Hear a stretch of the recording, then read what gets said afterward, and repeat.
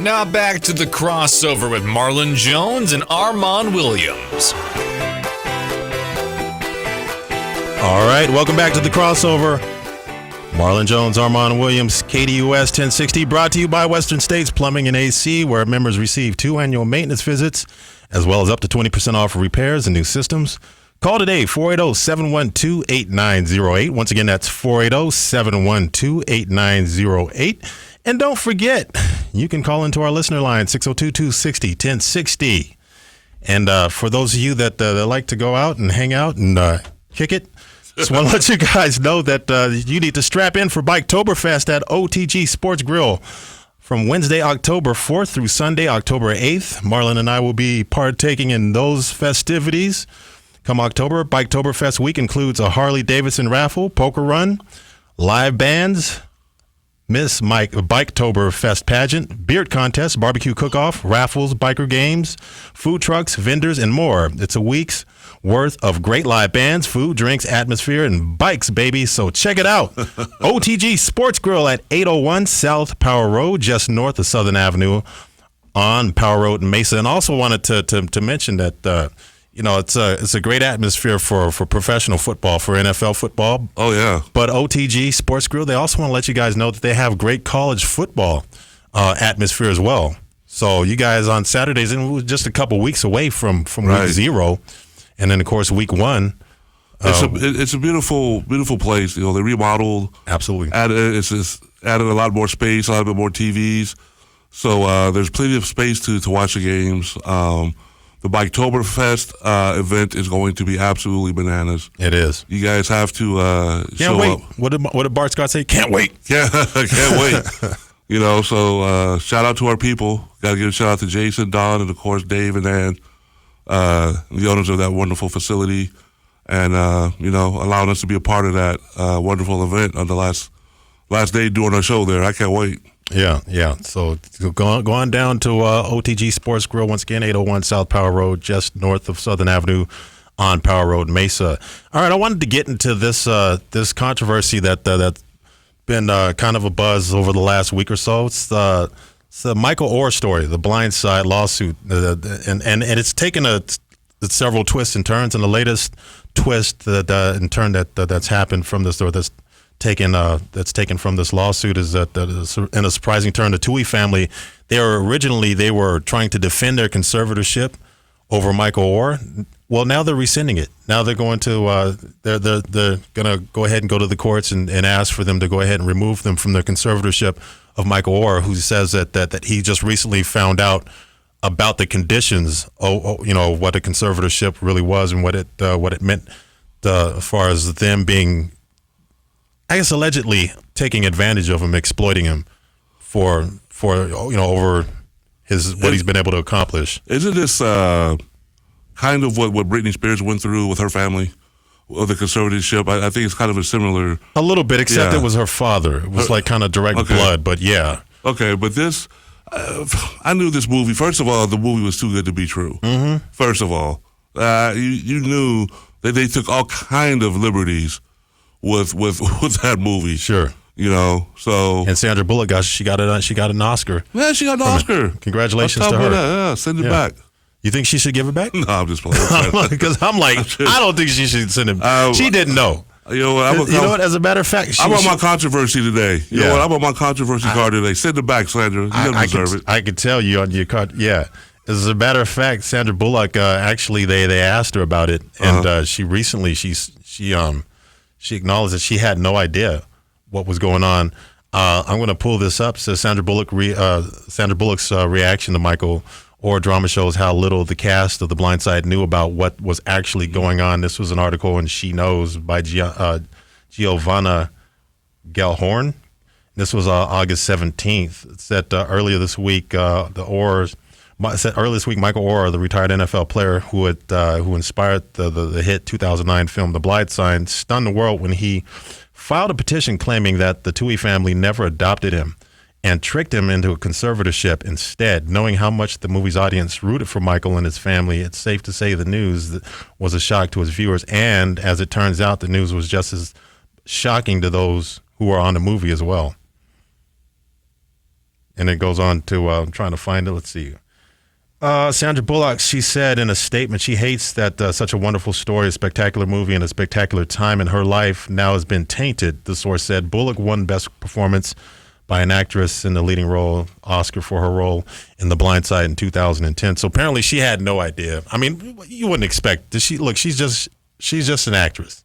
She was just doing her job. She was just portraying a role that was from a script that was given to her. So I'm not going to kill her on that. But the Tuohy family, they got some serious explaining to do.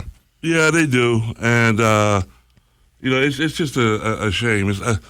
It's not a surprise. At the end of the day, in this type of particular situation, with the family, with the athlete who showed potential to be not only a very good collegiate athlete, but probably could have got on and played to the next level.